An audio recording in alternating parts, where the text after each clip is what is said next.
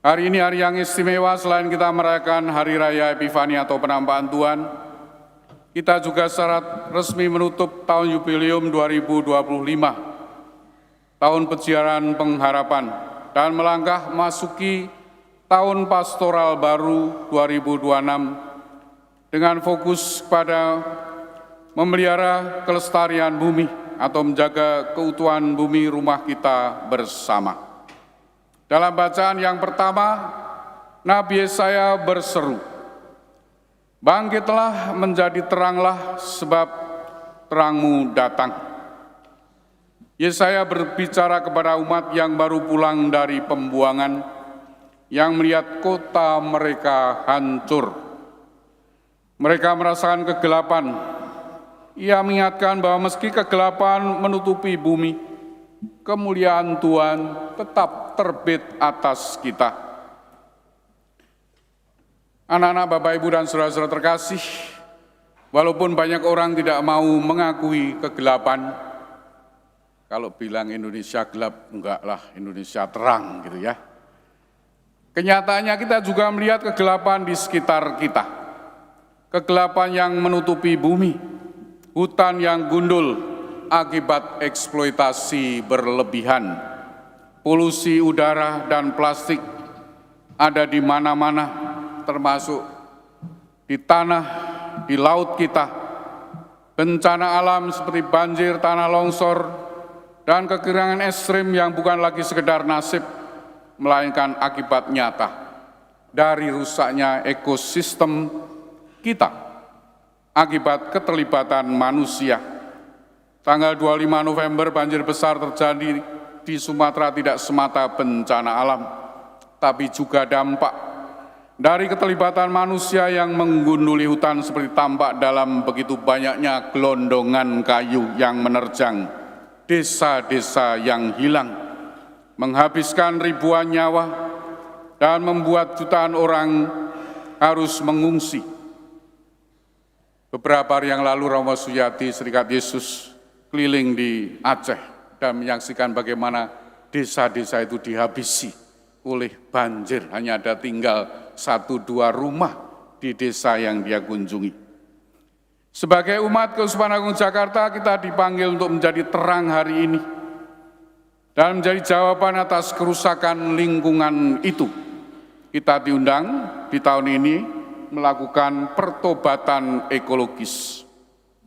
Pengharapan yang bawa kita pada tahun jubileum tidak boleh berhenti jadi slogan. Ia harus menjadi tindakan nyata memulihkan wajah bumi rumah kita bersama yang harus dilestarikan keutuhannya. Kita coba menjadi terang dunia, ikut kolektor ya, minggu yang lalu. Kita akan membantu saudara-saudara kita yang menjadi korban, tetapi itu tidak pernah cukup. Injil hari ini mengisahkan para Majus yang mengikuti bintang. Mereka adalah para pencari Tuhan yang membaca tanda-tanda alam. Orang-orang Majus zaman sekarang itu bekerja sebagian di BMKG ya, Badan Meteorologi Geofisika ya. Bagi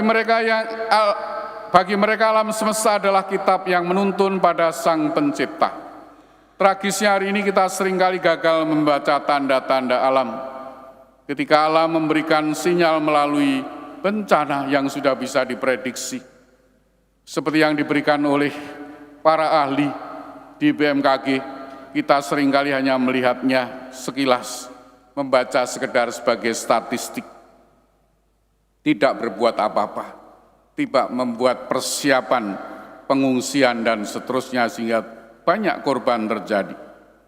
Para Majus datang membawa persembahan, emas, kemenyan, dan mur.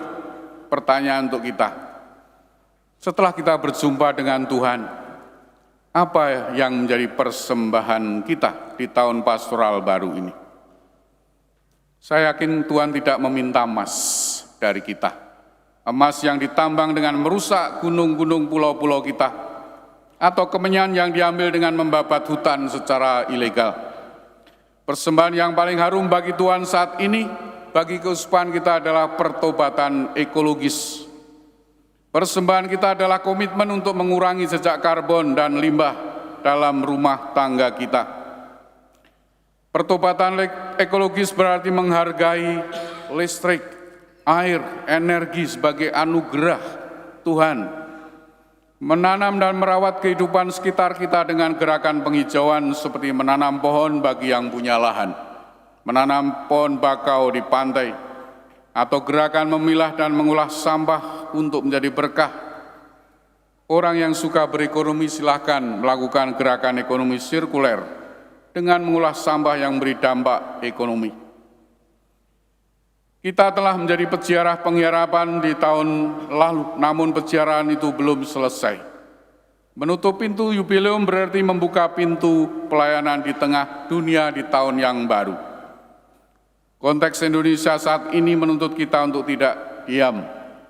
Perusakan lingkungan adalah bentuk ketidakadilan terhadap sesama, terutama kaum miskin yang paling terdampak bencana. Biasanya tidak pada punya kendaraan untuk lari juga. Jika kita mengaku menyembah bayi Yesus di Palungan, kita harus sadar bahwa Palungan itu adalah bumi sendiri. Jika bumi rusak, di mana lagi Sang Juru Selamat meletakkan kepalanya? Tuhan Yesus juga hadir dalam diri saudara kita yang lemah dan miskin, yang seringkali tidak dapat membela terhadap keserakan pembabat hutan dan penambang. Para Majus memberikan catatan bagi kita melalui Injil hari ini. Setelah menyembah Yesus, para Majus pulang ke negerinya melalui jalan lain. Mereka tidak kembali lewat jalan lama yang penuh tipu muslihat Herodes.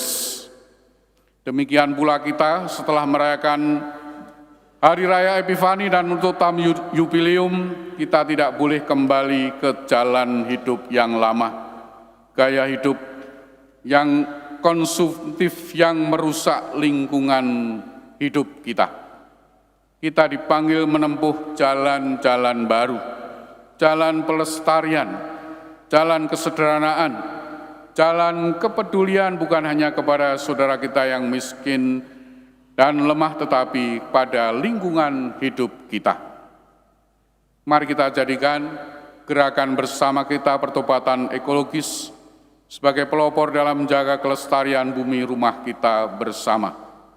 Dengan cara itu biarlah terang Kristus bercahaya melalui kita yang tidak serakah, kita yang peduli pada lingkungan hidup, kita yang bersinar dalam sungai-sungai yang bersih, udara yang lebih segar, dan hati yang lebih peduli.